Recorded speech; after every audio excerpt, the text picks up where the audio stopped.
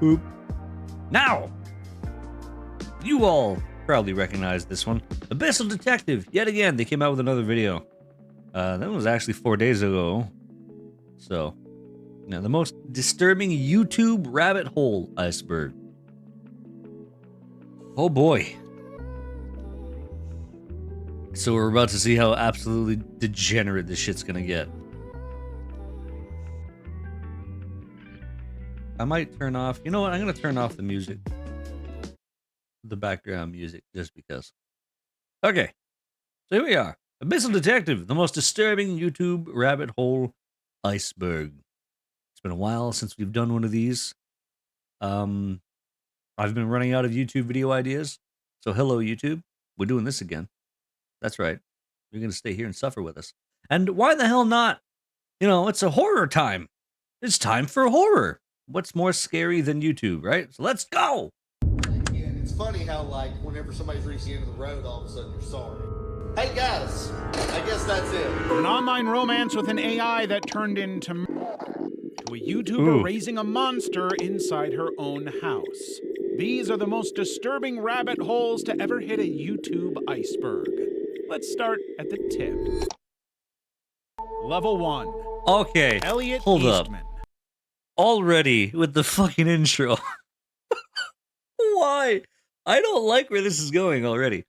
This is going to be horrible. Let's keep watching. YouTuber Elliot Eastman wanted a life of adventure outside the United States, but instead, he ended up dead. Elliot grew up in a... is that all? Ended up dead. Okay, let me know how the audio is, by the way. I'll adjust as we go if it's too quiet or too loud. Small town in Vermont. After graduating from college in New York, he returned home and worked find out, as a DoorDash and Uber driver. By 2020, he was restless. He began talking about his dream of leaving behind his peaceful, predictable life in America to chase a bigger adventure. He moved to the Philippines, where he settled in a coastal fishing town in Subuco, Zamboanga del Norte. However, that became his biggest mistake. This region is one of the most dangerous in the country. Even travel advisories warn foreigners not to visit, let alone live there. At first, things seemed nice. Elliot met and fell in love with a local woman named Carisha. They married and began building a life together. She doesn't look too happy. He continued to run his small YouTube She does not look happy at all. Maybe it's just that one shot. Channel, filming every day, here, posting casual vlogs, and regularly live streaming to interact with his audience. He even rented an apartment and opened a tiny grocery store. But Elliot had a habit of oversharing online. During live streams, he often talked about how much money he had, how much he spent, or how much he lent to others. She smiles from time to time. These updates drew unwanted attention. Only sometimes. The more he shared, the less safe he became. Soon enough, cracks began to show. Locals started harassing him. He sometimes had to hide while walking with his wife. Whoa. His videos began to reflect his restlessness. His cheerful tone turned distant and regretful as he admitted to feeling unsafe. And things worsened when thieves broke into his store and stole all his earnings from the previous day. Bro. In that moment, he knew his life was at greater risk and he needed to get out. In what would be his final live stream, a viewer asked if he was enjoying life in the Philippines. He responded very coldly, "There are some parts I like about it, there are some parts I don't." Just 2 hours later, tragedy struck. On October 17th, 2024, Elliot was with his wife and her family when 3 armed policemen barged in. They ordered him to come with them, but Elliot felt like something was wrong.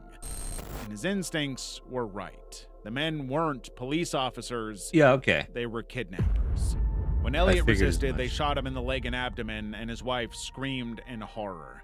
Jesus. Bleeding, he was dragged into a motorized boat and taken out to sea. News of the kidnapping spread quickly. Authorities soon identified and arrested 3 suspects. The men later confessed that Elliot had died on the boat, and his body was dumped into the ocean. Jesus. Investigators believe the suspects were part of a larger criminal network, and to this day, Elliot Eastman's body has never been found. Jeez. Dan Silly. What a great way to start, huh? Was to live the best life possible, eating what he termed healthy food while strangely harassing women. On YouTube, he filmed himself wandering the streets of Los Angeles, aggressively approaching young women and sometimes literally chasing them around. In one video, he approached a Don't fucking do that. Don't. This is just fucking level 1, bro. I'm already done. This video is gonna be over an hour again, isn't it? Shit. girl to ask if she was of legal age. When she replied she wasn't, he backed off, but kept screaming, Wait a "I minute, love do we you, remember this guy? Happy New Year," as she walked away. I feel Strangely, like we've for all seen him his before. rejections, he had a theory. He thought that the United States was too safe with the police everywhere. Perhaps if it were less secure, he would have better luck at accosting women. Because to him, consent was a myth. Yeah, He believed the no, people in the I United do remember States this were guy. only hostile toward him because they had a poor diet. If Ugh. they followed his diet suggestions, they'd be more receptive, regardless of his approach. Therefore, in 2016, he fucking began planning creep. to move to the Philippines. According to him, Filipino women had a better He should move to the Philippines and then he should get abducted and then killed on a boat. I think that would make everyone a lot happier. diet, and he'd be able to sleep with tons of them. However, his plan was short-lived. Is that In right? Who'da 2017, thought? he was arrested and convicted of harassment. He chose to represent himself in court. What? Well, I mean, I'm sure to everyone else's benefit, he chose to represent himself in court because he most likely lost. I'm just going to guess. Here we go. They're going to let us know, right? Rejected plea deals and insisted that his behavior was harmless free expression. Dear God. Despite his defense, the jury found him guilty. And there we have it. In 2 fucking seconds. There we have it. Oh, boy. I already hate this guy so much. He's like the worst kind of human being, man. Well, one of. He was sentenced to 36 months of probation, 100 days in jail, and required to register as a sex offender under Megan's Law. This ruling meant that his filming and movements were now Good. tightly controlled. He tried to continue filming his healthy diet videos, but he had been permanently tarnished. Eventually, Dancilli returned to his hometown in North California, but his videos are still scattered on the internet. Yeah, it wasn't a hard decision. David He's G. still Sardison. alive? David G. Sardison Bruh. was the name of a mysterious YouTube channel that uploaded nearly 8,000 videos in just a single year. What the fuck? 8,000 videos in a year. That's like 2 to 3 videos per day. Something like that, right? Maybe more. Hold on, I don't have a calculator on me, and my brain is not set for math right now. I gotta find a calculator. There we are. Okay. So it's 8, what did they say? 8,000 videos? Divided by 365. Wait, is that really 20, almost 22 videos per day? Is that right? That can't be right. Is it? What the fuck? Man, what a work ethic. Hey, they're getting shit done at least. I can't even do that. I can't even get 1 fucking video per month almost. This is what this is for. Hi, YouTube. We're coming. Oh, yeah. You guys are going to get some content. Each clip was only a few minutes long, usually showing a TV show like Wheel of Oh. Fortune. You never saw the person filming and never heard them Oh, move. no, I know this one. Oh, no. This man was hospitalized, and he's actually in a hospital, you can tell. But literally all he could do was watch TV all day. So he would just film TV shows and then post it on YouTube. And then, yeah, no, I've heard of this one. I've actually seen this one Move before. or breathe. It was only the steady recording of a television screen. The uploads were relentless. At a minimum, And then there they started were 11 getting- new clips every They started single uploading day. less and less. And Commentary, eventually we no found out editing, that they did just die. titles with the show's name and the broadcast date. But over These time, are all 6 years ago something based on changed. The camera the angle video and here. sound revealed that David was no longer filming from home, he was in a hospital. With each new upload, the video got shakier until one day, the upload suddenly stopped. By then, Reddit users had started to notice this strange channel. They investigated and, in their digging, discovered an obituary in the Ottawa Citizen Yeah. for a man named David Glenn Sardison, who died in 2019. The realization hit hard. Damn. Videos had ended because David himself had passed away. And now his endless recordings serve as the final remnants of his life. Yep. Briscoe I Park. knew about this one. The description simply states, "Don't ask, just watch." No. You can't make me. I really don't like following what other people tell me to do. Well, unless they tell me not to do something. Because then I won't do it. Because then their reverse psychology doesn't fucking work on me. They're like, hey, don't click on that link. It'll bring you to something really addictive, like a gambling website. And I'm like, okay. I won't do that. Thanks for telling me. A website, man. I'm not going to click on that link. This will be the most disturbing one yet. Well, they are going down the list, so... At first glance, it we're looked getting like nothing, just random tapes with numbers as titles, but a closer look revealed something much darker hidden in these videos. Like Briscoe 5 Park's minutes long, first mostly. upload, titled Tape 4, showed an abandoned barn standing in the middle of a field. It was pitch dark, with only the harsh beam of the camera's light cutting through the shadows. There was Showing no in the- commentary and no Oh, no, edits, it's just the the window. raw sounds of the night. As the cameraman moved deeper into the barn, a rusty barrel came into view. For a Alright. few seconds, a strange code flashed across the screen. Curious viewers Googled it, only to find it was linked to the Stargate Project, a real CIA program that once researched psychic spying. That was Okay. when people stopped seeing the channel as random footage and started treating it like a puzzle. More videos followed, doing all in ARG shit? abandoned and odd locations, but instead of the usual tape numbering format, the author skipped the number 13. Whether it was intentional or not, viewers couldn't ignore it. Therefore, the theories began. Some believe the tapes were hidden messages, maybe even tied to government experiments or secret projects. Others noted Sure. that the cameraman was never alone and was followed by someone or something lurking in the shadows. Moreover, in some video descriptions, the uploader noted whether a location had disturbances detected or if follow-ups were required. 3301. But just no, as I don't quickly think as I the do. channel appeared, the uploads began to slow down. There was no explanation, and whatever questions viewers might have, they'd already been warned. Don't ask, just watch. Is it supposed to be scary? Level 2. Maybe that's why. Our Uh-oh. girlfriend Maria. What happens when your girlfriend isn't really yours? Believe I would find it interesting. Is it scary? Is it horror? If it is, we might check it out on Halloween. But also, this makes me very uncomfortable. Kind of mysterious. Okay. Might look into it at some point then. But anyone's for just $5.95 a month. Wait, hold up. Hello, honey. Hello, Chris. It's nice to see you again. I bought you flowers.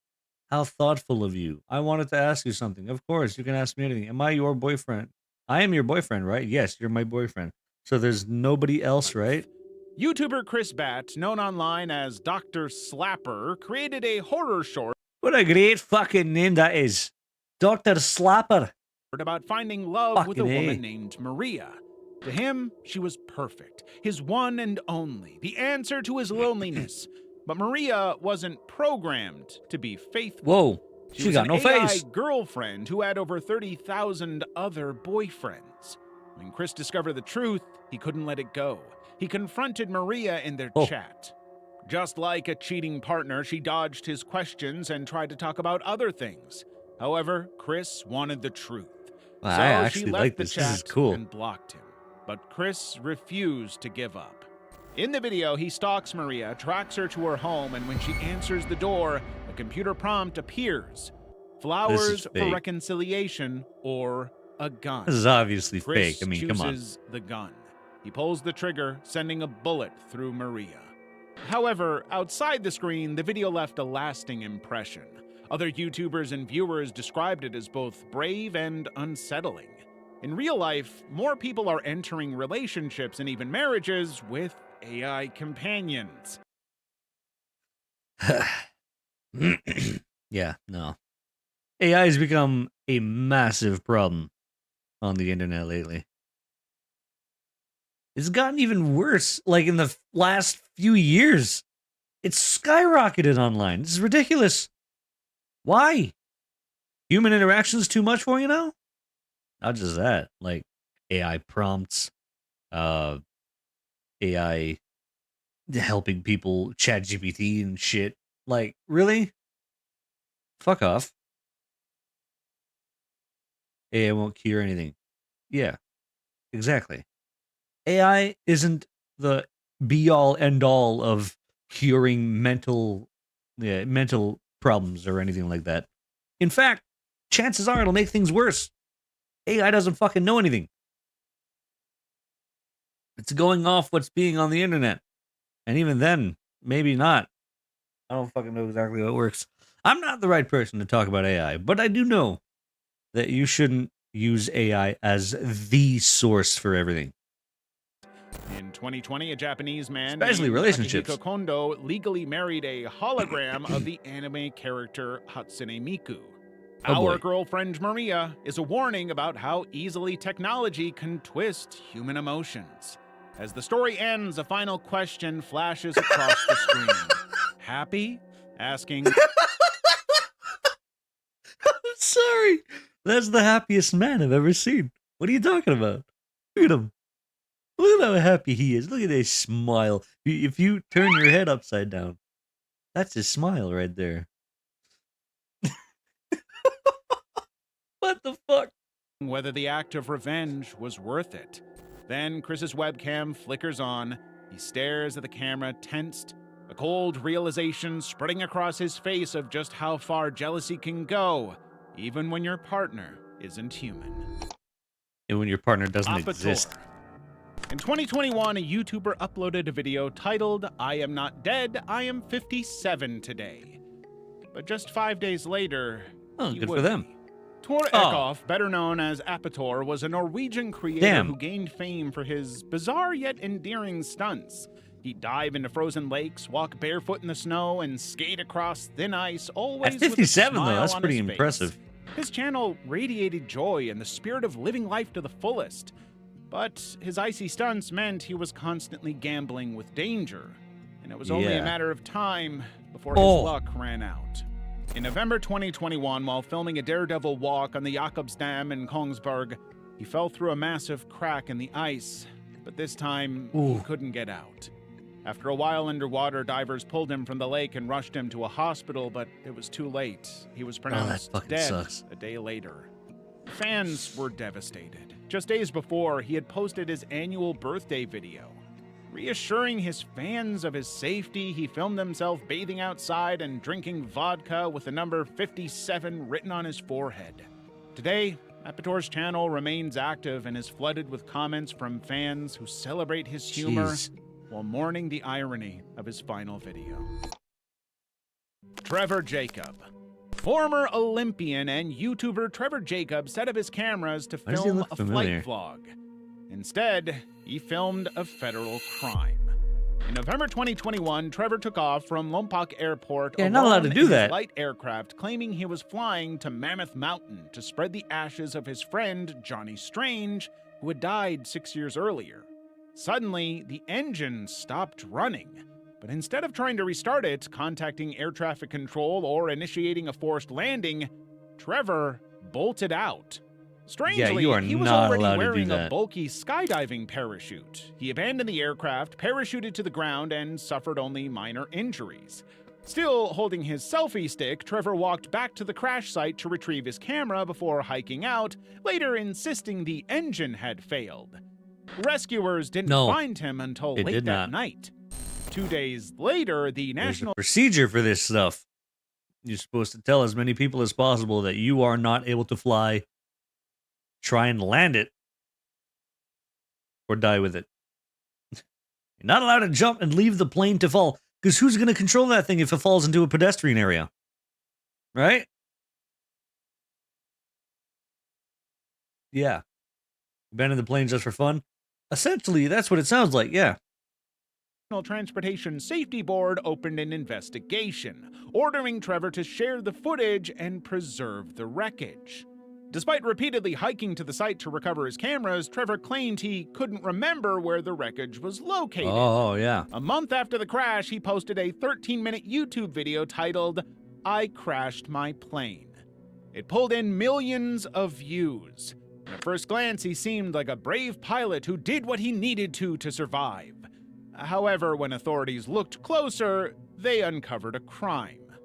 Yeah. In 2022, the Federal Aviation Administration discovered damning details. Trevor had opened the cabin door before the engine failure, made no attempt to restart the engine, and personally recovered the cameras without oversight. This all led the FAA to conclude that he had abandoned the aircraft solely to Federal film prison. the crash. Eventually, Trevor admitted to filing a false accident report and lying to FAA investigators by claiming he parachuted only because the engine had failed. As for the wreckage, he confessed that on December 10, 2021, he used a helicopter to airlift the remains to Rancho Sisquoc. From there, he loaded the plane onto a truck, moved it to a hangar at Lompoc Airport, disassembled it, and scattered its components across various locations over several days. He admitted that his motive was to gain notoriety and earn commissions from The Ridge, a wallet company that sponsored the video. On December 4th, 2023, Money! Trevor Jacob was Yet sentenced again. to 6 months in federal prison. He has since been released and continues to upload YouTube videos, but now he struggles to attract views. Ooh. Only 300 some views? Well, you know what? It's better than me. Guys, how about this? Hold up. Where is it? That's 345 views. Let's get this video to 346. Just for fun. So hit that like button, subscribe, share it as much as you possibly can. And let's get this video to 346 views. And you know what? Let's get like 10 likes. Why not? I haven't gotten 10 likes yet. Let's do that. Videos, but now he struggles Oh, that to main attract video before he went to views. prison? Oh, well, now he's gone to prison, so Catch now we me, know. Killer. Oh, Play my game, solve my puzzles, and I'll lead you to 16 bodies, one by one. That's not what you expect to hear when you click on a YouTube video. However, in 2009, a mysterious user uploaded a chilling game that seemed to play with people's worst fears and their hopes of finding missing loved ones. The first Catch Me Killer video showed a man with a blurred face this and even distorted real, though? voice claiming he had killed 16 people. He promised to release weekly clues about where the bodies were hidden, and that viewers who solved his puzzles would eventually learn his identity. At first, people brushed it off as a stunt, but as more videos came out, the clues started to match real-life missing persons cases. Families desperate for answers began watching closely. He never named the victims, only dropping hints about their jobs or the way they disappeared. so he wants Soon he made a recognition. bolder move. Catch Me Killer uploaded a video and posted its link on a website dedicated to Jennifer Kessie, a Florida woman who had gone missing in 2006.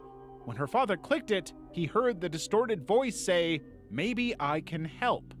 This new lead drew massive public attention, including the Georgia Bureau of Investigation. Investigators obtained a Oh, it court was order real. to track the account, and with help from Google and YouTube, they traced the IP address to Gainesville, Georgia. The masked man was unmasked and identified as 27-year-old Andrew Haley. However, things quickly took an unexpected turn. Andrew admitted to making those videos, but it had all been a hoax. There were Yeah. no bodies, no secrets to uncover, just an elaborate, cruel game that shattered the See, because that's just another thing, too. That information of the missing people and stuff like that, that shit's all online. You can find that information pretty much anywhere. So it makes sense that he would just kind of use those descriptions as the basis for those videos and be like, ho ho ho, I'm a funny guy making murder videos. It's kind of a stupid thing to do, not gonna lie. Like, insanely fucking stupid. But anyone could do it. Fragile hopes of grieving families. He insisted that it was not a crime because he didn't expect anyone to believe him, but the court wasn't having it. Yeah, no. He had wasted government resources and toyed with people's emotions. Yeah, that is a fucking crime, isn't it? And false accusations and stuff like that is also a crime, I believe. Does it fall under that too? Maybe. I'm not sure. But it is kind of stupid. Haley was charged with making false statements and tampering with evidence. Oh, there it is. And sentenced to 3 years. Daisy Brown. In July 2017, a strange YouTube channel called Daisy Brown appeared online. The very first upload was titled, How I Feed Alan. But Alan wasn't human. Okay. In the video, Daisy carried a creature with bulging eyes and jagged A creature, teeth. yes, not a She puppet at explained all. He was blind and could only digest sugar and water. So Not she a puppet pressed sugar at tablets all. into his mouth and urged him to swallow. In the description, she introduced herself and begged viewers not to make fun of Alan. At first, people thought it was a joke, maybe a one-time stunt for attention. But with every new upload, the channel got stranger. Daisy began adding captions to her videos. If you watched without them, nothing seemed unusual, but the moment you turned them on, you were pulled Cute into baby. something darker. The second upload was a video of lemurs hugging at the zoo, but then a caption flickered across the screen, "The silence of loneliness." It was the very first hint that Daisy herself was isolated with Alan as her only friend. Over time, Daisy revealed more of her story. She claimed her father, a scientist, had created Alan and given him to her, but her father was gone now. The puppet, When asked you mean? about the basement, she said he warned her never to go down there because it was full of mold. Because the basement's been sealed off ever since I was a little kid. I've never actually been down there. I've asked my dad about it a couple times, and he says that it's just, there's black mold down there, and... Meanwhile, Alan Sure. began to change. He began to talk and draw. He even grew larger and more aggressive. Wait. So they began to change, and by that he means they got a new puppet. And they kept getting new puppets. Boy, that's funny. Still hurt? In one video, Daisy cried because he had ripped her hair out. Her voice shook behind the camera as she ran her bloodied hand through the strands of hair on the floor. I feel like this is akin to the analog horror channels and stuff like that. It's literally just a channel to make you scared and uncomfortable. That's it. I feel like that's what that is. Then on, her fear became obvious. She wanted space from him, so she got a cat named Strawberry, but Alan wasn't happy about the new addition. In the next video, Daisy was outside, her legs smeared with dirt and her thighs marked with fresh bruises. She tried Definitely to not distract fake. herself, shifting the conversation away from Alan's violent behavior, and instead she rambled about her father's old pie recipe. Apples, raspberries, lemons, and then strawberries. The word slipped out, and for a few tense seconds, it was silence. She realized she had left Strawberry, her cat, alone with Alan. She ran back inside, but it was already too late. The next upload was simply titled "Strawberry's Gone," suggesting No, that not Alan had Strawberry. killed the cat. At this point, viewers were hooked. Daisy's face was never shown, only her hands, her voice, and the shadows around her. The mystery made everything feel more unsettling. Finally, That's the Daisy point. decided she couldn't take it anymore. In her final video, she packed a bag and tried to sneak out of the house, but Alan heard her. He confronted her, and the two struggled. The camera shook before showing blue liquid spreading across the floor as though Alan had been killed. Daisy bolted from the house, breathless, running as far as she could. The final shot was shaky footage of her sitting in the bushes, pointing the camera at the sky. For months, theories spiraled online. Some thought her father had returned, others speculated that she might have taken her own life. But eventually, the truth surfaced. Daisy Brown wasn't real at all. Yeah, it was no a shit. fictional web series created by Augsburg student Julia Dapper, Yeah, no who shit. wanted to experiment There he with is. storytelling on YouTube. She later revealed that many of Daisy's emotions came from her own life experiences.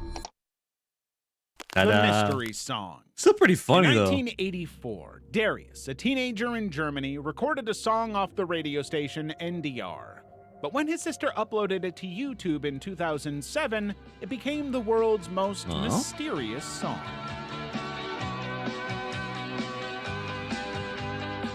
It wasn't the only song he recorded, but it was the only one that was unknown.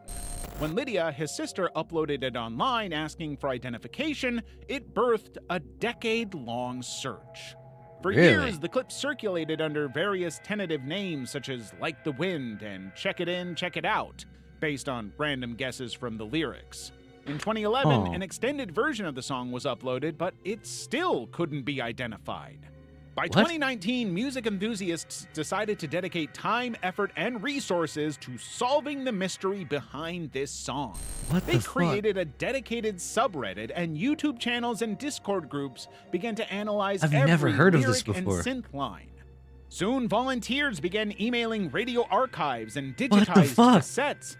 But aside from narrowing it down to German bands in the early 1980s, there was still no proof of its origin. So much effort. In November 2024, a researcher using the alias Marine1412 found a connection to a German band called FEX. To everyone's relief, members of the band confirmed it was theirs with the official title Subways of Your Mind. And no, they didn't want to fucking... They didn't confirm anything beforehand? Did no one bring this up? That's so weird.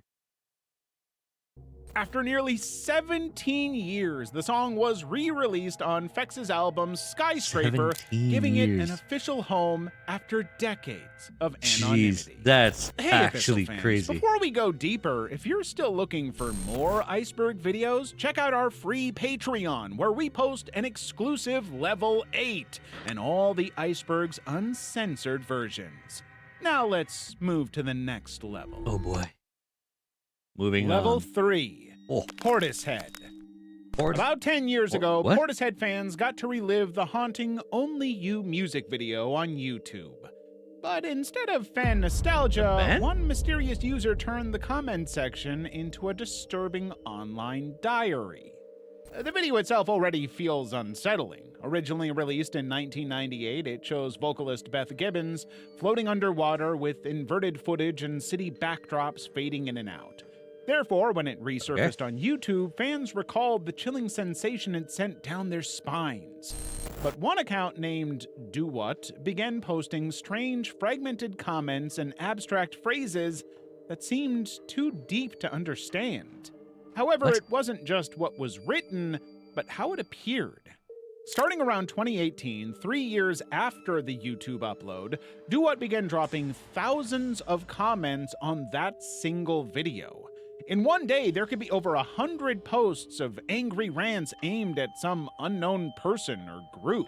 He or she usually hurled insults and made threats, but over time, the tone shifted toward cryptic warnings and references to personal suffering. Viewers scrolling through felt as though they were watching a public breakdown unfold over years. I feel like they just Soon, trying to get theories attention. began. Some thought the account was a bot, but that seemed unlikely because Do What often replied to their own posts and even edited them. In these replies, the user claimed to be a woman living in a homeless shelter, receiving messages from a creature telling her to save humanity. Allegedly. Others believe she was a disgruntled songwriter demanding credit for Portishead's work. And some stretched even further, imagining her as an interdimensional being who could communicate across timelines. After thousands Sure. of messages, the Do-What account was taken Whatever down, you say, and man. the comment flood stopped. But Oh, not good. for long. Soon, other accounts appeared copying the same ranting tone as Do-What. However, instead of posting hundreds of comments a day, they could only manage a few. Still, years later, one question lingers. Who was Do-What, and what was the purpose of their messages? The Knife Nulls. At first glance, Austin and Brittany appear to be a young interracial couple building a wholesome Christian family and sharing their moments with the world. But Until Austin had a secret that could destroy everything they had built. Like Whoa. most family channels, the Knife Nulls shared their everyday life with their children. Viewers began to see them as a symbol of positive energy and family openness. During the era of YouTube's family vlogging, their channel garnered thousands of loyal fans. But as years passed, the cracks began to show. On Christmas Day in 2015, while the family was celebrating, inappropriate videos of Austin were leaked on the internet. They spread quickly. Inappropriate and how? Major mainstream media outlets broadcast the news, further fueling the fire. Fair. With nowhere to hide, Austin had no choice but to come clean. In a video, Austin explained that a year before, a girl sent him inappropriate videos of herself on social media, but instead of fleeing from temptation, he got into an online relationship with her. Oh, To make for matters fuck's worse, the sakes. affair began when Brittany found out she was pregnant with their third child, and it lasted for 5 months. Jesus He maintained Christ, that they dude. never met in person, but always shared inappropriate pictures and videos. In Bro, the what the video, fuck is the wrong couple with you? stated that as Christians, Jesus would forgive them no matter what they had done. Yeah, but no one else will. Idiots. Jesus isn't living with you your entire life. Jesus doesn't interact with you when you go to the coffee shop. Idiot. This is fucking stupid. I'm sorry. This is just really fucking stupid. No matter what you have done, Jesus will forgive you. Mm-hmm. That is so dumb. People that use religion as an escape, as a scapegoat, are the absolute fucking worst. Like this, for example. This is fucking stupid. Just because Jesus will forgive you doesn't give you a fucking reason to do the absolute most horrible shit in the world. The plan was to return to their normal lives and use the situation as an opportunity to spread the word of Christ. But they couldn't go back to normal. No In shit. fact, everything went downhill very fast. Of course. In July 2017, the couple announced that they were getting a divorce. Austin See? had cheated again. He said, Again! It's not even the same fucking affair. It's a different fucking chick. Is Jesus gonna forgive you twice? I won't. Holy fuck nuggets. Why? Oh man, yeah, sorry. You cheat on me once. I'm never trusting you again. You cheat on me twice. You're just solidifying my beliefs. Third time's the charm. No! Don't encourage it, goddammit. Like, what the fuck is wrong with you? that he kept having affairs because he was no longer happy in their relationship. You should have thought of that before getting married, huh? His unfaithfulness stripped them of their position as Christian role models. At that point, Well, that too. Maybe if you didn't cheat on your wife. See, here's the thing. All right, guys. A marriage, not even that, relationship as itself is a work from both sides. If you're having trouble doing something for your wife, maybe just talk it out. And maybe you'll figure out what to do.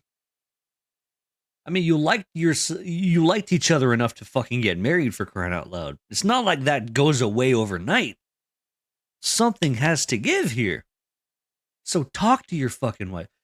Cheating is easier. Oh, yeah, a lot of things are easier. You know what else is easy? Eating. Eating a lot and not working out. Man, that's so easy. It just happens. It's not good for you. when it happens. It's so easy, guys. I hate humanity. I'll be the first to say it. I fucking hate humanity right now. I'll die fat and happy. Well, you know what? That's your choice. As long as you don't ruin everyone else's lives while you're doing it. If you don't want to work out, if you don't want to be healthy, that's on you.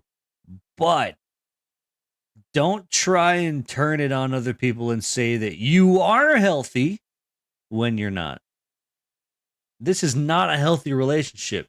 If I was her, I don't know. Maybe not, because they were sending pictures to each other. No, yeah, I would have definitely sent him to therapy and contemplated divorce. But if he just straight up does it, oh boy, man, that's not a good place to be. Point, no amount of therapy or counseling could undo the disaster. After the divorce, Britney renamed the channel Britney Space, where she shares her daily life with her children. Good for her. Alan Tutorials. Tutorial videos are not uncommon, but what happens when someone wants to teach you how to pick up a blue chair off the ground? Or how I to fill remember a this. tiny bin with I actually dirt? haven't seen the Quite videos, but I remember useless, this but existing. That's precisely what the Alan Tutorial YouTube channel was about. His videos didn't make much sense, but his soft tone made them funny, even absurd. I can't get the chair to pick up. You could try again by just getting your hand on it and giving a pull. However, one incident changed the course of everything. Oh boy. In one video, someone knocked loudly on his door despite his pleas to let him finish recording. After a few minutes of Alan's meltdown, the video ended abruptly. And from then on, the videos grew stranger. It started to look like Alan was trapped in dangerous, worsening conditions. He began hiding in closets and often appeared scared of his surroundings. What the fuck? In one tutorial about installing an AC unit, Alan accidentally cut his hand with a screw, and instead of tending to the wound, he let it bleed and continued filming. In another video, he was talking about how to take a bunch of pills. Over time, his tone became less playful and more desperate. He destroyed his apartment, was eventually kicked out, and became homeless, but that didn't stop him. Instead of filming in his cluttered bedroom like before, he was suddenly recording from filthy, empty rooms with boarded-up windows or walls that resembled a cell. I feel like this could be another case of everything is just faked for the views kind of thing. Just like the feeding of the alien thing or whatever. It's all fake for the sake of getting views and being silly and stupid. But I don't know. Isn't 90% of them fake? Yes. And that's why I say it. It could very much be faked. But some of these might not be. This one here has that fake energy. I don't know. Videos were no longer funny. They felt like a documentation of captivity. Soon he shifted from making tutorials to drinking bizarre concoctions and filming his own hand. At one point, he began discussing politics and reporting the news. With each update, the room around him grew messier until it was completely filled with dirt. Jeez. Eventually, Alan escaped through a dark hole in the floor and never posted again. Millions of viewers speculated his brother and his girlfriend may own the house he was staying in. They might have gotten tired of his situation and kicked him out, or perhaps he was suffering from mental instability. But in the end, none of that mattered. Later, it was revealed that Alan Tutorials was a performance project by... See? What'd I tell you? Don't believe anything you see on the internet, ladies and gentlemen. I fucking called it. Like, first fucking thing I saw, I fucking called it. It's all an act, dude. It always is, for the most part.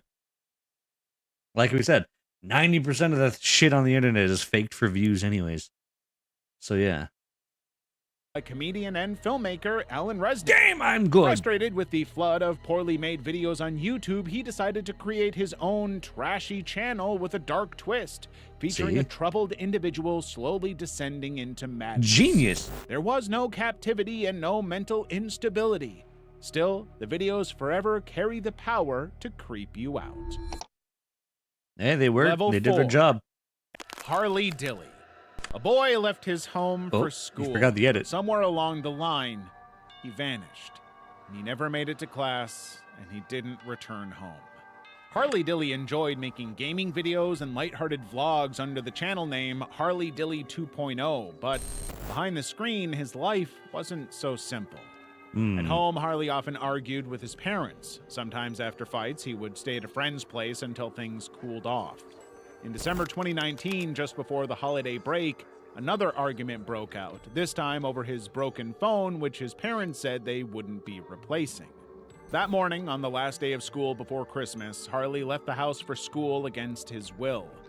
Oh, But this time, he wouldn't come back. At Oh, first, good. his parents thought he was avoiding them as he had before.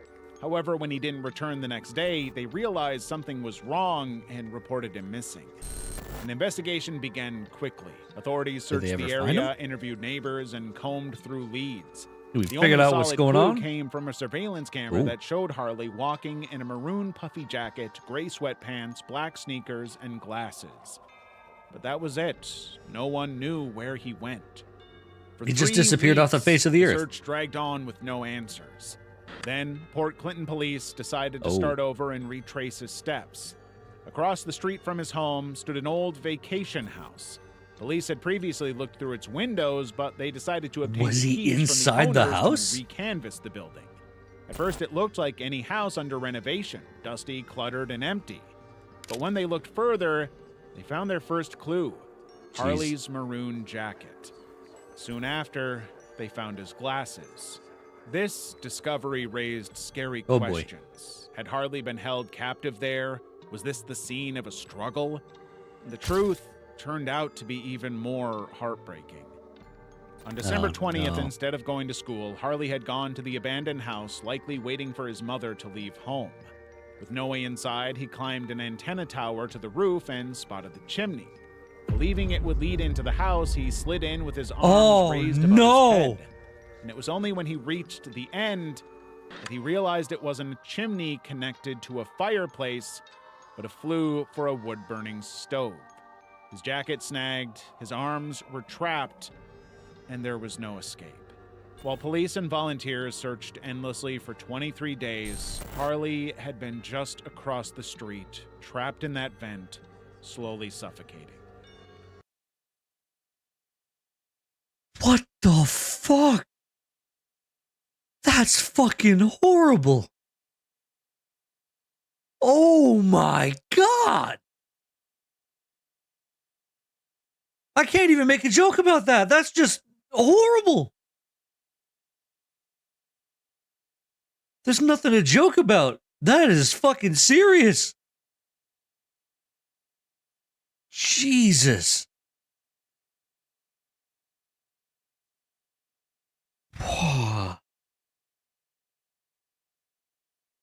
I thought maybe, he went into the house to end himself respectfully, but no, he didn't even mean to. He just,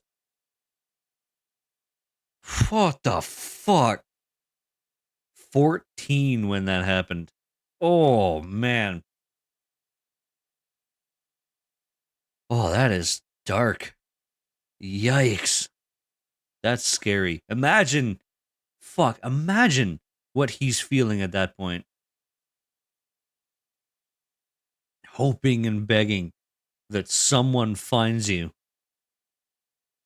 But eventually, knowing that there's no way out and that you're going to die. And you just have to accept that. At 14. Fucking hell. Don't be an idiot, guys. Don't climb into chimneys. Bad idea. How do you even get on the roof to begin with? That's another good question, huh? When they finally found his body in January 2020, the coroner ruled his death accidental, with no signs of foul play. Fuck, that is recent too. 2020? That's not even 5 years ago. That's... Or... Did they say 2020? Oh, I understood 2022. Okay. No, that's ridiculous. That's a little bit over 5 years ago now. Teleka Patrick. In 2013, Jesus. a 30-year-old doctor recorded unsettling YouTube videos that felt like love letters to an invisible partner. A Oh, few days later, his Okay. car was found abandoned, but she was nowhere to be found. oh. On December 5th, 2013, Teleka Patrick left her shift at Borges Medical Center in Kalamazoo and tried to check into a hotel. She was turned away because she didn't have money for the deposit, so she took the hotel's complimentary shuttle back to work. And it would be the last time she was seen alive. Later Oh, that good. night, a driver reported a car swerving recklessly along Interstate 94. Police arrived to find Teleka's gold Lexus abandoned in a ditch 100 miles away in Indiana. The tires were flat, her wallet, phone, and ID were still inside, but Teleka herself was gone. The sudden disappearance sent shockwaves Did through the she community.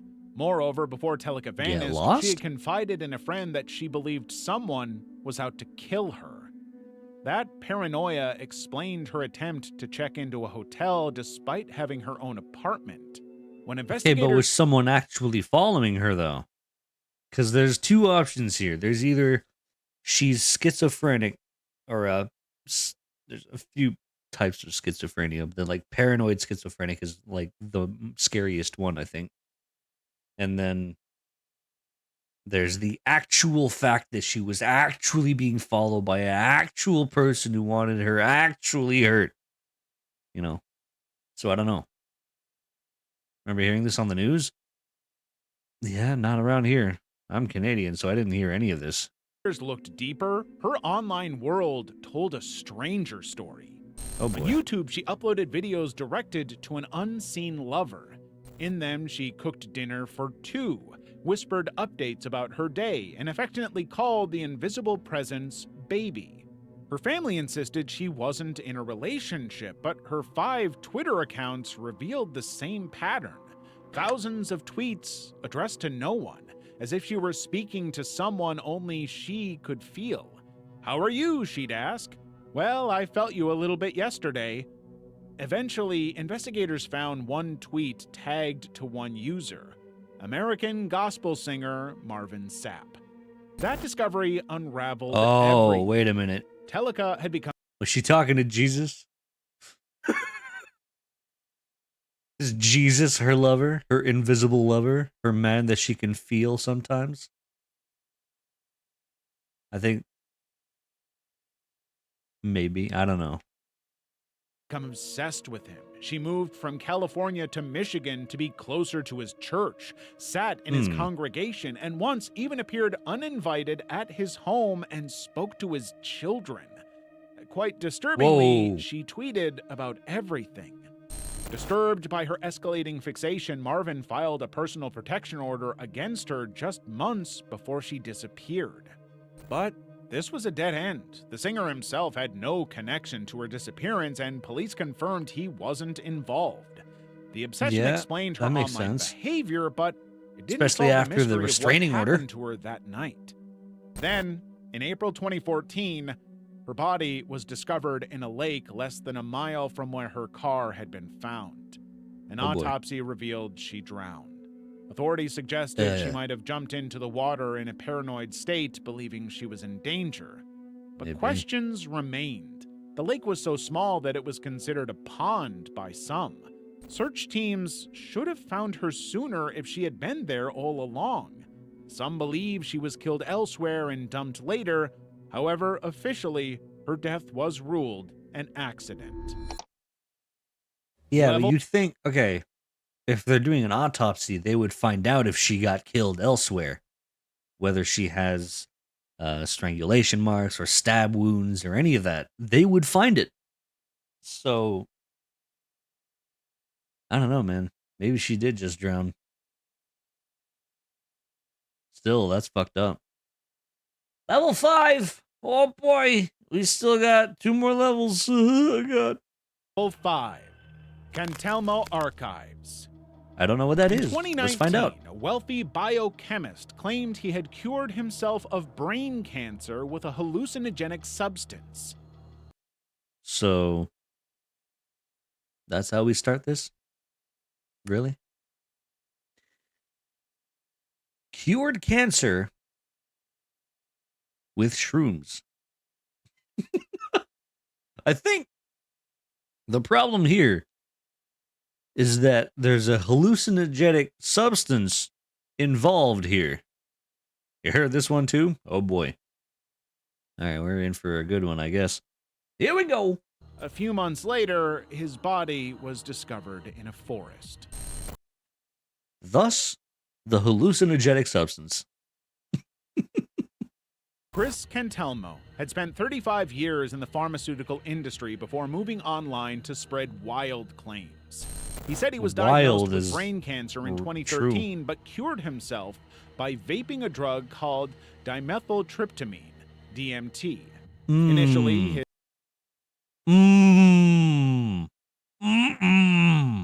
don't fucking do that.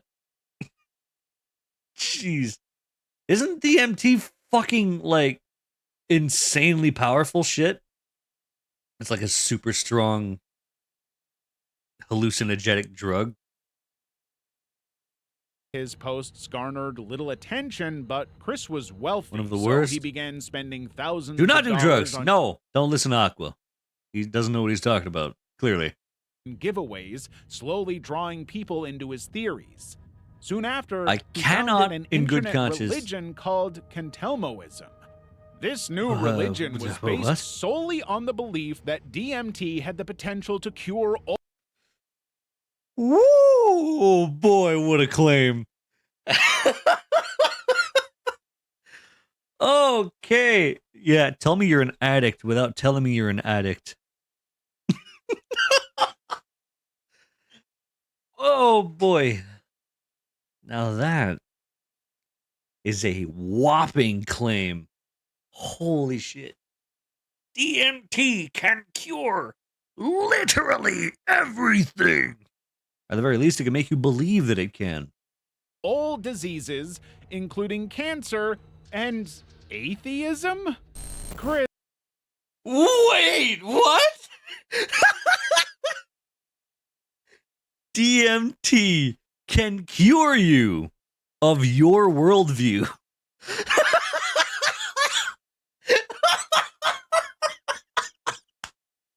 What the fuck? You will die before the disease kills you. You know what? You're not wrong. That doesn't cure the disease, though. That ends you, prevents the disease from proceeding with its quota. It prevents you, or it cures your atheism, your disbelief in gods. Oh, man. I'm sorry. That is the funniest fucking thing I've ever heard. Oh, man. Oh, Jesus. Now, I'm not a religious man, but that is fucking funny. Chris called himself a messiah, preaching Of that course he would. schizophrenia He's should on be DMT. embraced, and even Of course he denying would. established laws of physics like the second law of thermodynamics. He warned his followers of an apocalyptic war and convinced vulnerable people searching for cures to trust him. Of course he would. He's on bizarre DMT. ideologies began to attract so much attention that And why the fuck are people believing this piece of shit? Like, take 2 seconds to think for yourselves. This guy is on a insane hallucinogenic drug. Do you really believe he's in his right mind? I'm not even going to finish that. You guys can think of it yourselves. he gained thousands of followers from all over the world. Soon, Yo, his boy. religion developed into a pseudo-cult. However, this only worked for a short time. Probably Behind the believe Messiah, a because he was on man the same was shit he was. collapsing. Yeah. In November 2019, 57-year-old Chris Cantelmo left a note for his friend stating right? that he was going out and instructing him not to let the dogs out. Hours later, he hiked into the Angeles National Forest and ended his life with a folding knife. His lifeless body was found on Oh. a hiking trail. Now with no leader, Well, you can't cure suicide, so the claim is still false.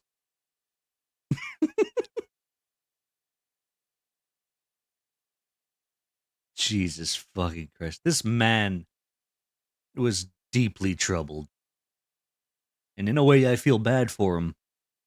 But at the same time... Meow, meow, bitch. Damn. Lumi, hello! Welcome to the stream. How are you? We're just watching some shit here on YouTube. For YouTube. It can cure everything. Except one thing. Yeah. Except the one thing that can kill you. Almost immediately. Death. Jess Nimayapol, Oh boy. an 18-year-old boy, vanished without a trace. Yet years later, videos and accounts continue to surface online under his Validation level name. of DMT, but it In is known for 2017, its 18-year-old hallucinogen Jess effects. Nimayapol was reported missing. Well, that's just it, though. Like, it's a hallucinogenic, which means if it releases any amount of dopamine, it's addictive. Point final. Dopamine itself is addictive. So if it releases any amount of dopamine into your system through hallucinogenics, it's addictive. You probably don't even need the dopamine, but it's still going to be doing it. So, either ways. Feel free to correct me in the comments below if you find out specifically if that is true or not, because I don't know. I can't tell. I'm not a scientist. Talk about drugs? Well, we did because of the last one, but I don't think there are going to be drugs involved in this one. We'll see. In Iowa. According to NAM US, his disappearance was classified as involuntary. Strangely, for someone his Yeah, age, that's usually what happens when you Jesse had disappear numerous against your will. aliases, including Juan Carlos Sime Nimaha, Daryl Jamal Brown, and Reynaldo Alterio Colon. Even then, Colon? Wait, why does he have so many nicknames that are literally nothing like his actual name? and no one could say for sure what happened. For a while, he was just another name in the database of missing people. Then, the internet noticed something strange. Oh boy. Shortly after his disappearance, numerous accounts were created under the name Nimayapol across several social media platforms. The most disturbing aspect was that they all followed the same pattern. One account even claimed he was a 13-year-old singer and model.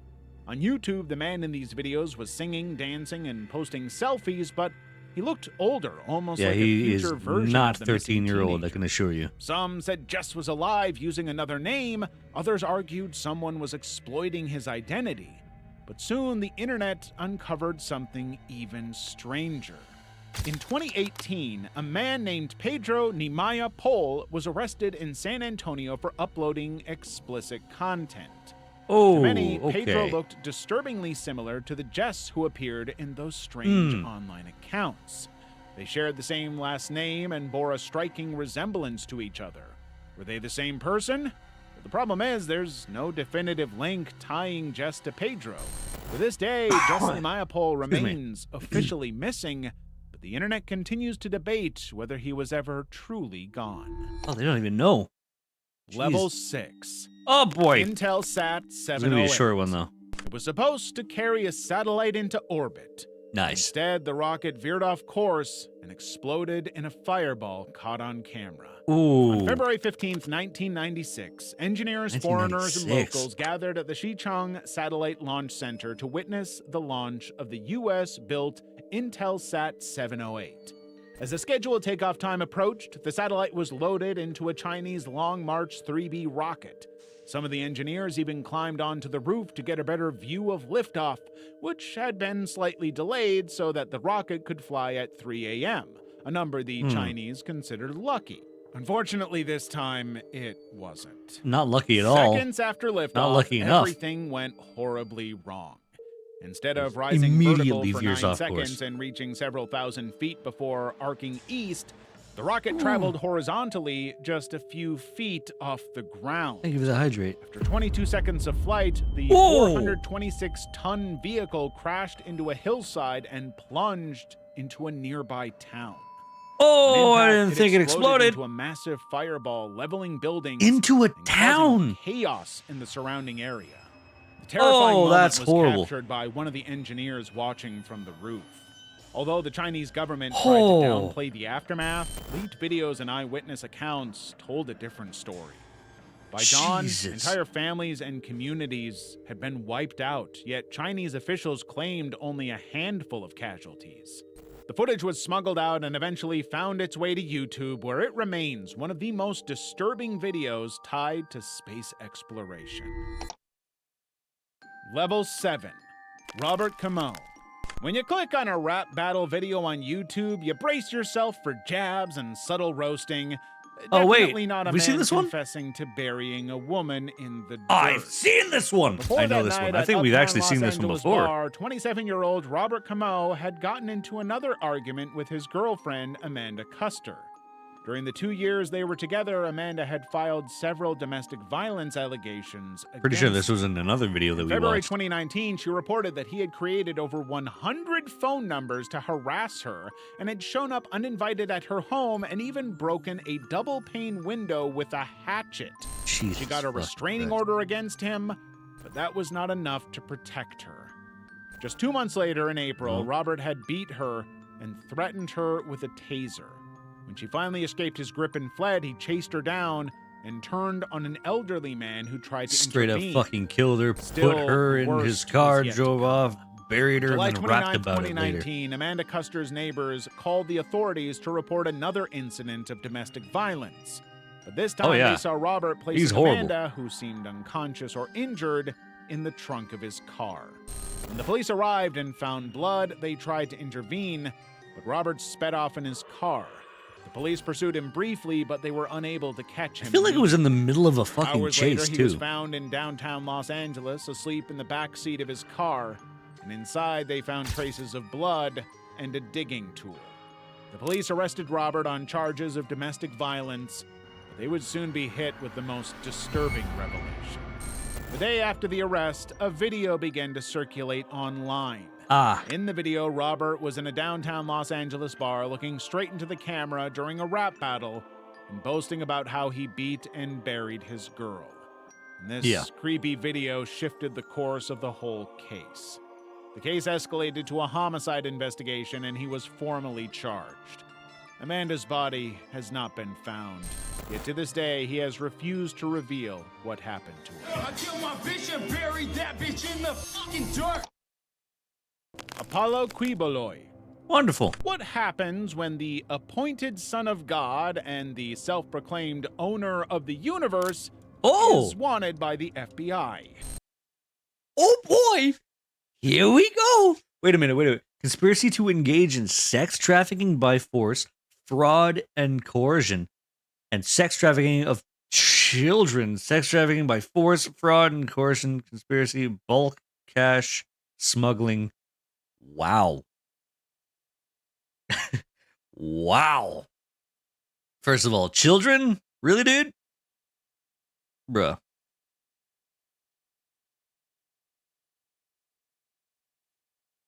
Why you gotta bring the children into this?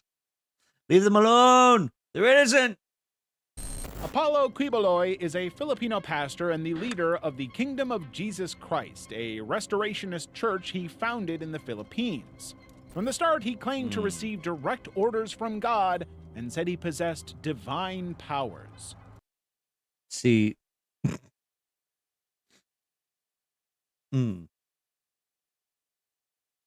This is why I don't believe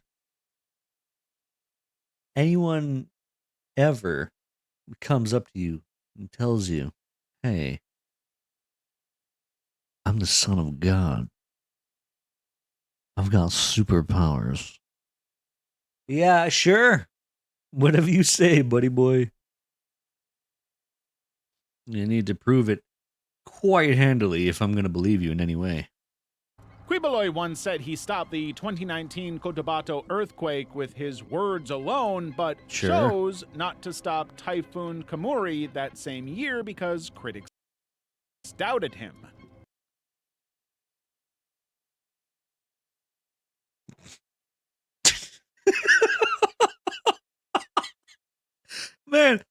All right. This guy is definitely not delusional.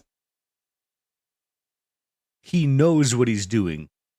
He knows what he's saying is complete fucking bullshit. He is well aware.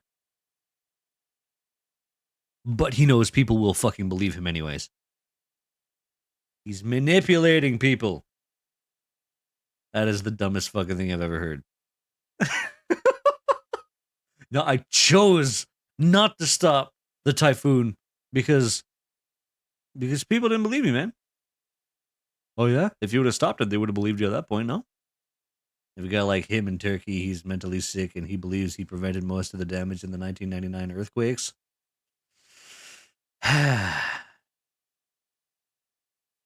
I'm so sorry. People like this are nothing but a detriment to humanity. He's a street legend. I'm so sorry.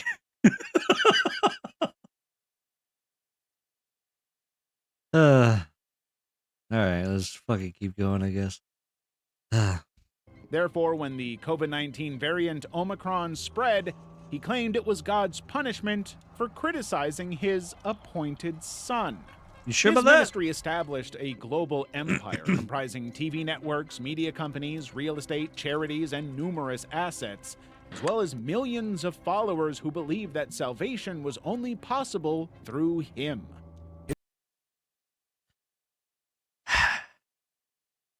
Religion still exists because of this. Because people are convinced by anything nowadays. And that's a problem.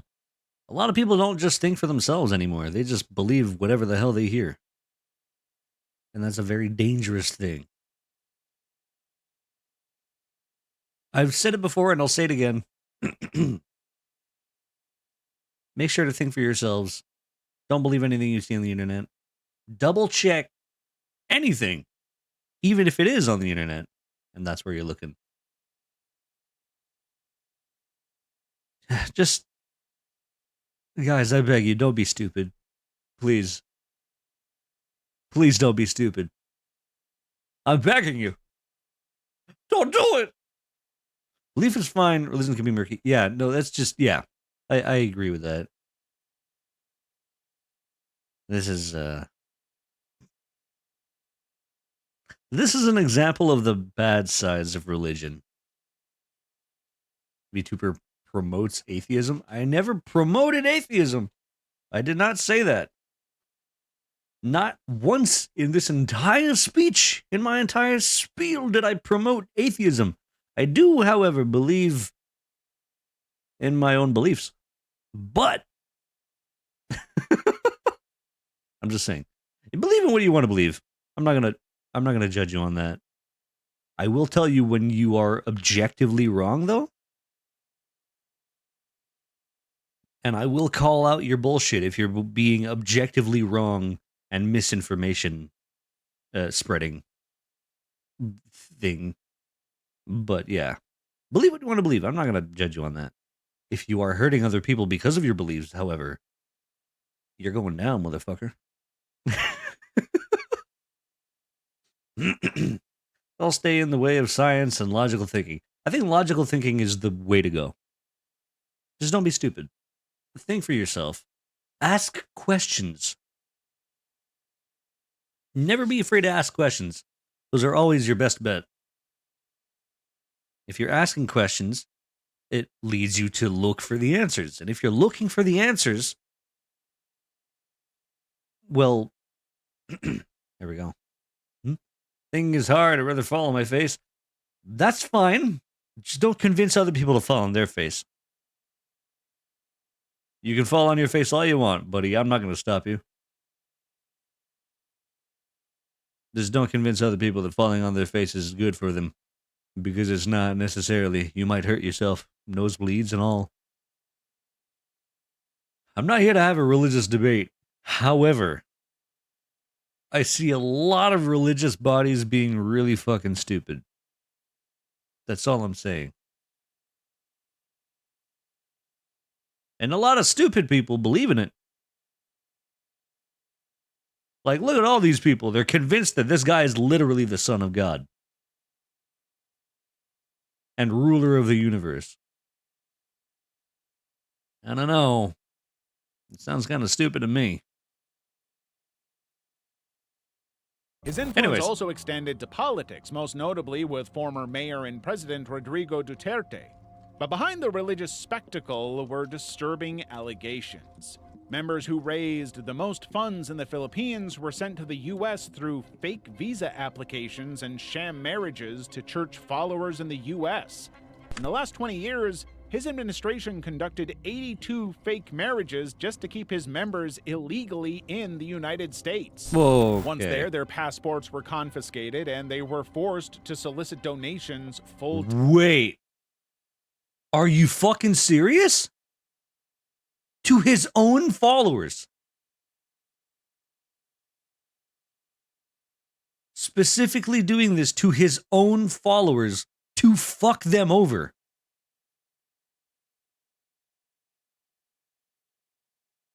The money was advertised as going to nonprofit organizations such as the Children's Joy Foundation, but in reality, it funded Quiboloy's lavish lifestyle. Of course it would. Moreover, there were... Don't they all do that? Pretty sure they all do that. quota requirements that had to be met, and failure to do so often resulted in gets worse. severe Oh, good. punishments. These included isolation in a walled room for 3 to 5 days, denial of food and water, and, in one instance, forcing a woman to shave her head bald and wear an orange shirt with Son of Satan written on the back. Female members were reported being forced into night duty, where Quiboloy who'da would thought? force himself on them. Because of They course. refused, they were threatened with eternal damnation. There were also no. female pastors that were referred Eternal to as damnation? pastorals. No way. They had to give up their personal lives and take turns tending to Quiboloy and his needs. In 2022,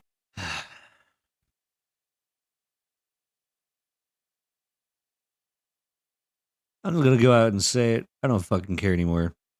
Pieces of shit like this should be shot. I know I'm on the internet, and I know the internet is a place where everything is permanent, and I know that my words as a streamer have weight, but pieces of shit like this should be shot. I'm just gonna go out and say it. You give nothing to society and to the human race. You literally are degrading the human race back to an age of stupidity. Sex trafficking of children. You have earned none of my respect and all of my animosity. Is this man even a human? Unfortunately, yes. Is he a good human? Absolutely not. He's a man with power who found a way to get power, who got greedy, and wanted more power. And eventually it was his downfall. Hopefully. Most religious looking cults have harassment such as these to women and children. We don't need to treat them as human beings. I don't want to put everything under one umbrella. This man has done this. I will judge him by these crimes. I'm not going to put everyone in the same boat. Because that would be disingenuous of me. It's like saying every VTuber is ugly, 40 years old, fat men behind the camera. It has the same kind of feeling. Yes, a lot of these religious cults, specifically the cults themselves, are run by absolutely degenerate human beings. Not all of them. A lot of them. But I am putting these people accountable. The ones that are the bad people. Go fuck yourselves. Die in a ditch. I hope you all get shot. You know who you are.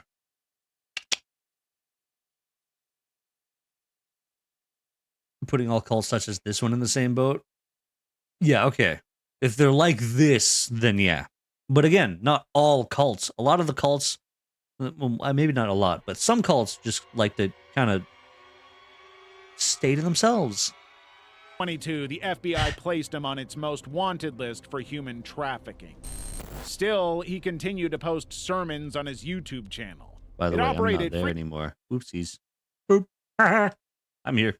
freely until 2023, when some ordinary gamers exposed his FBI listing and YouTube finally banned him. Moreover, in the Philippines, his political protection had begun to run out. Senate investigations into trafficking and abuse summoned him to testify, but he repeatedly refused. He alleged that U.S. and Philippine officials, including President Ferdinand Marcos Jr. and First Lady Liza Arnete Marcos, had conspired to assassinate him. For months, he hid inside his compound in Davao City, shielded by loyal followers who saw any move against him as an attack on God. They guarded his gate with weapons, barricades, and vehicles. This meant that any attempt to arrest him by the authorities would risk innocent people's safety. These people would die to protect this absolute fucking monster. The depths of human deprivation have nothing. Hell is nothing compared to human greed. Yeah, it's just straight up brainwashing. That's all it is. The fact that humans are susceptible to this is ridiculous. We should really cheer ourselves up after this. But, like, it is scary month, so it makes sense to be doing this shit right now. God damn it, dude. This is just making me angry. Finally, in August 2024, after a Did he die? prolonged manhunt, Apollo Quiboloy was arrested in his compound in Davao. He faces trials in the Philippines for his crimes, while extradition requests from the U.S. remain pending. That's it?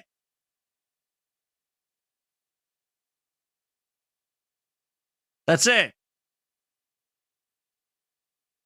Bruh. He's not even dead yet? Shame. All right, the Daily Caper, whatever the hell this is. The Daily Capper. On Or September Capper, 7th, sorry. 2012, a teenage girl uploaded a silent YouTube video. She didn't Never-ending speak story. a single word. Instead, she held up cards describing her torment from cyberbullying, self-harm, and thoughts. Ew. 1 month later, Amanda Todd was dead. Oh, That come on. haunting upload was the tragic climax of years of manipulation that began in the early days of live streaming. Back then, live streaming platforms like YouTube and Blog TV had almost no restrictions, making them a playground for predators. Amanda, who had just started experimenting with chatting online, sat in the corner of her room while strangers complimented her looks. Among them was a user who called himself Tyler Boo. He pressured Amanda into inappropriate acts while others cheered her on. What she didn't know was that he had secretly taken screenshots of everything. Soon, he began blackmailing her, threatening to send the images to her family and friends unless she complied. At first, Amanda gave in, but when she stopped responding, the threats became reality. The explicit images spread through her school and community, leaving her shamed, bullied, and socially Jesus isolated. Christ. Even when she moved homes, the torment followed her. Therefore, Amanda's mental health deteriorated. She battled severe depression, drinking, and self-harm. The YouTube video was her last desperate cry for help, but when it went unanswered, she took her own life. Her death shocked Canada and drew global attention. However, when investigators followed the trail, they stumbled upon something even darker: an online subculture known as the capping community. Cappers were predators who coerced victims into inappropriate acts on webcam, then captured screenshots known as caps. They used these caps for blackmail, extortion, or simply traded them like collectibles. The community was so brazen that it even ran a newsletter called That's fucking The Daily disgusting. Capper, complete with a YouTube One of the things show. that taught me there is They no shared hope updates for on new our victims, kind. bragged about their exploits. I don't think so. and I've even seen handed plenty out of awards hope at the in end of the humanity year things. for categories such as Hero of the Year, Campsite of the Year, and disturbingly, Blackmailer of the Year. In 2010, that title went to Cody 1206, one of the people circulating Amanda's images. But when authorities arrested him, they realized he wasn't the main perpetrator. They dug deeper, and they traced Jeez. Amanda's tormentor to the Netherlands. This is In a 2014, massive Dutch fucking police rabbit arrested hole. 44-year-old Aiden Coben. His devices contained overwhelming evidence of messages, images, and videos tying him to Amanda Todd. He was tried in the Netherlands for harassing and extorting 34 victims, sentenced to prison there, and later extradited to Canada. In 2022, a Canadian court convicted Aiden Coben for the crimes tied specifically to Amanda Todd and sentenced him to 13 years in prison to be served after his Dutch sentence. As for the Daily Capper, it suddenly went quiet, and no one has heard from it since. Good riddance. Good. You can now watch Fuck the you. exclusive Level 8 Deserve for free literally on our no Patreon, love. as well as all our videos' uncensored versions. Click the link in the description and see them now. Oh, man. I don't like watching these videos because by the end I'm like, damn it, humanity sucks. But yeah, the last one is fucking horrible. But the reason I still have faith in humanity, this is just a small group of really disgusting human beings. A lot of people are still like super nice and super wonderful and will help anyone no matter what kind of thing, you know? So I don't have, I'm not worried about that. What I am worried about is people like that getting power over others specifically. Oh, God, that was horrible.